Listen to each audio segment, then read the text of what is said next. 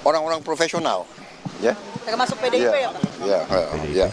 Tapi kalau dari PDIP sudah ada yang diundang belum? Iya.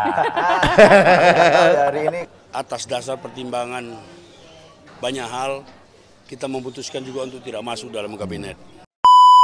Halo, kembali bersama saya, Bang Bill. Video kali ini kita akan sama-sama menyaksikan bagaimana informasi tentang Pak Prabowo yang kemarin hari mengundang orang-orang tertentu yang akan dia ajak untuk bergabung menjadi menterinya dalam kabinet yang akan dia susun menjelang pelantikan tanggal 20 Oktober mendatang.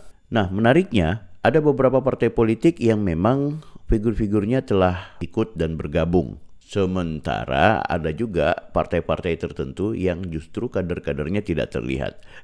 Kalau kita melihat lebih jeli, ternyata juga ada partai yang sudah menyatakan mendukung Pak Prabowo dengan rezim pemerintahannya nanti, tapi tidak mengusulkan nama, yaitu seperti Nasdem.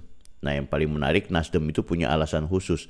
Kayaknya Nasdem itu melihat bahwa wajar, kami tidak perlu masuk tapi mendukung Prabowo, karena kemarin Nasdem adalah saingan atau mengusung orang lain, yaitu Pak Anies Baswedan. Kayaknya mereka tahu diri.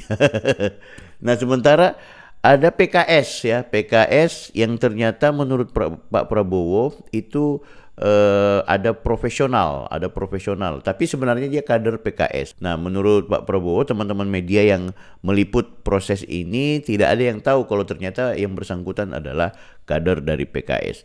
Nah, hebatnya lagi, kan belakangan ini ada isu-isu tentang PDIP yang bakal merapat dengan Prabowo, ya minta jatah menteri.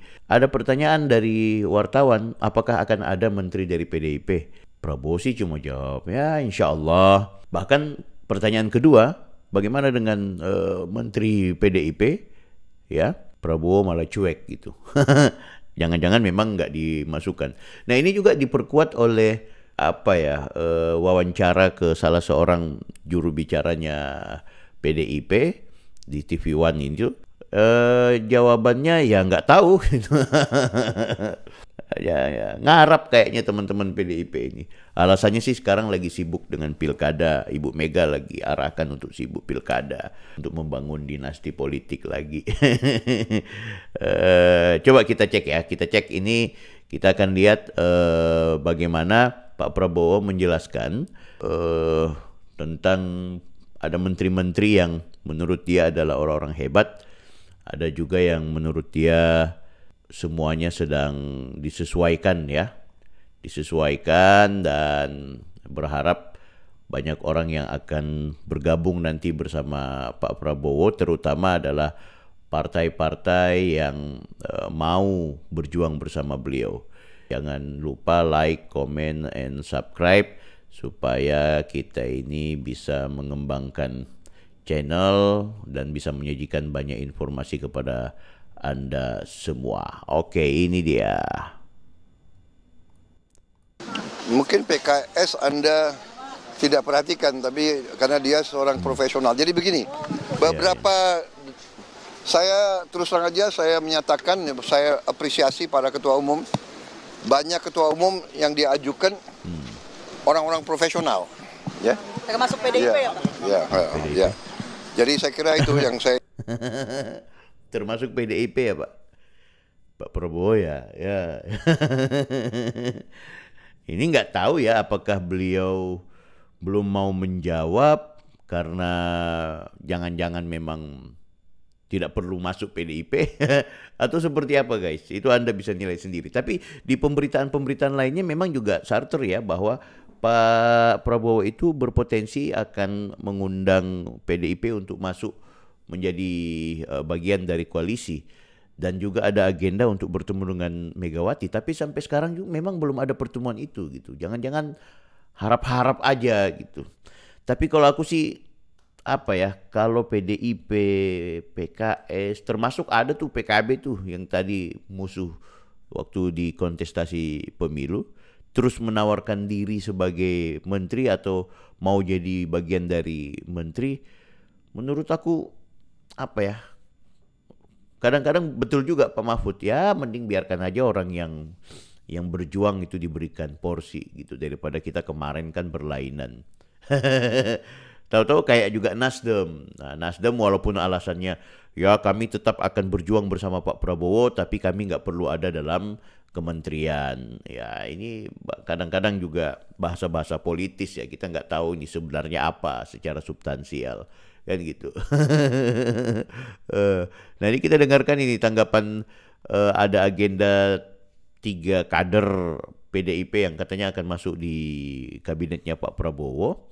Nah ini Aryo yang menyebutkan seperti ini, tapi juga sampai dengan hari ini belum ada wakil menteri atau wakil menteri katanya hari ini ya, tapi kalau tambahan menteri 1-2 nama kayaknya hari ini baru diumumkan oleh Pak Prabowo, bukan diumumkan, diajak panggil masuk ke dalam rumahnya untuk di fit and proper test lah istilahnya. Ini Aryo ini gimana? Apakah siapa yang dipanggil dari mana? Tapi kesempatan untuk melakukan analisisnya jadi satu hal tradisi yang menarik ya, dibandingkan tiba-tiba muncul di istana. Tapi kalau dari PDIP sudah ada yang diundang belum? Iya. Hari ini kalau saya secara pribadi dan di internal kita. Kalau Anda mungkin tidak ke Kertanegara ya? Iya, saya ke TV One. Iya. Secara internal itu ya, kita memang ngarahan ketua umum satu. Apa tuh? Fokus semua komponen partai memenangkan pilkada. Karena bagaimanapun itu juga hajatan yang penting dan ekspresi politik di perjuangan jelas. Ini apa? Kadang-kadang jawaban aja, jawaban apologi gitu. Atau memang mungkin ada kader-kader yang memang sudah disiapkan oleh Pak Prabowo, tinggal mungkin hari ini akan dipanggil. Tapi ya, melihat apa yang disampaikan Aryo, terkesan sekali kayak ya kita nggak terlalu memikirkan itulah, sibuk pilkada. Jangan-jangan memang nggak dipanggil nanti atau memang nggak diajak. Padahal Pak Prabowo itu orang yang kepingin rekonsiliasi dengan semua pihak ya. Itu hebatnya Pak Prabowo yang harus kita akui. Dia selalu mengedepankan tentang kerukunan elit partai ketimbang saling olok-olokan, saling ejek-ejekan. Karena dia juga kepingin kepemimpinannya itu kepemimpinan yang berjalan dengan aman, konsolidatif dengan semua pihak gitu. Kalaupun memang harus ada oposisi atau pihak-pihak tertentu yang mungkin akan memberikan keseimbangan dalam sistem demokrasi di Indonesia ini, tapi aku lihat Pak Prabowo lebih menginginkan keadaan-keadaan yang sehat gitu. Kalau aku sih melihatnya seperti itu. Nah, coba kita lihat Nasdem kenapa sih kemudian tidak mau apa ya memberikan orangnya untuk masuk sebagai menteri. Ini sekjennya mengungkapkan Pak beberapa Surya hal. sudah jelaskan. Seperti pernyataan beliau, seperti 2 kali kita ketemu Pak Prabowo, baik di Nasdem Tower maupun di Kertanegara, kita mendukung sepenuhnya pemerintahan ini. Kita berkepentingan pemerintahan ini sukses, tapi atas dasar pertimbangan banyak hal, kita memutuskan juga untuk tidak masuk dalam kabinet. Menurut kita, pikiran-pikiran kita kalau diterima itu jauh lebih penting daripada kita masuk dalam kabinet. Pikiran-pikiran kita, kontribusi kita terhadap berbagai hal itu akan jauh lebih berarti daripada secara fisik kita masuk. Tapi kita bagian tak terpisahkan dari pemerintahan ini. Oke? Berarti sudah diminta dan menolak untuk masuk atau gimana? Bukan menolak dan diminta.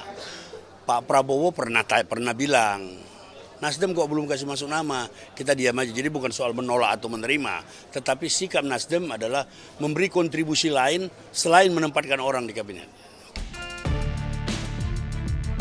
Oke. Luar biasa. Tapi tetap aku anggapnya itu bahasa apologi ya kawan-kawannya. Itu bahasa-bahasa yang tidak bisa juga dipahami bahwa ini murni dari soal pikiran-pikiran yang objektif tadi. Lebih baik kita diterima pikiran-pikiran kita tanpa kemudian masuk di dalam kabinet. Bagi aku tetap ada alasan mendasar gitu. Di beberapa media misalnya ada yang menyampaikan bahwa sebenarnya alasan utama kenapa Nasdem tidak memasukkan nama-nama mereka itu ada 2. Pertama tentu karena Pak Surya Paloh menganggap kita harus tahu diri gitu. Biarkan saja karena biar bagaimanapun kemarin ada yang berjuang untuk memenangkan Pak Prabowo sementara kita berlainan arah. Sehingga itu bagi Pak Surya Paloh biarkan kan gitu. Tapi kita akan tetap bersama dengan teman-teman kabinet Zaken yang akan dikelola oleh Pak Prabowo bersama Mas Gibran ke depan. Nah, alasan kedua, jangan-jangan memang juga memang Pak Prabowo tidak memberikan porsi ya. Jangan-jangan kan gitu. Kemudian Nasdem sudah menciumnya. Ya jadi alasan supaya jangan sampai dinilai Nasdem tidak dipanggil, ya udah kita bikin pernyataan lebih awal. Ya segala kemungkinan bisa. Tapi yang kedua ini sangat tidak mungkin karena Pak Prabowo itu orang yang ingin rekonsiliasi gitu. Karena faktanya juga PKB dipanggil, Muhaimin Iskandar dipanggil gitu. Berarti Nasdem itu tidak dimasukkan oleh Prabowo gitu. Atau mungkin alasan-alasan lainnya, kita tidak tahu ya. Tapi yang jelas praktek kehidupan berpolitik di Indonesia ini kadang-kadang unik gitu. Unik sekali. Apalagi soal bagaimana tadinya musuh kemudian jadi teman. Sangat jarang sekali ada kontestasi politik di pasca pemilihan di daerah-daerah yang demokratis itu kemudian yang berperang itu bersahabat ketika sudah ada kepemimpinan yang terpilih gitu. Itu jarang sekali ya. Di Indonesia itu terlihat.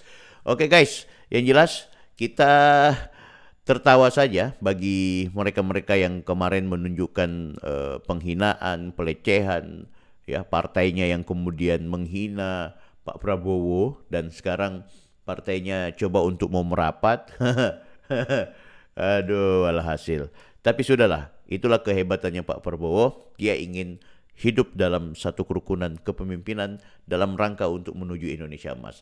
Jangan lupa like, comment, and subscribe agar channel ini terus berkembang. Saya Bang Bill, Offside.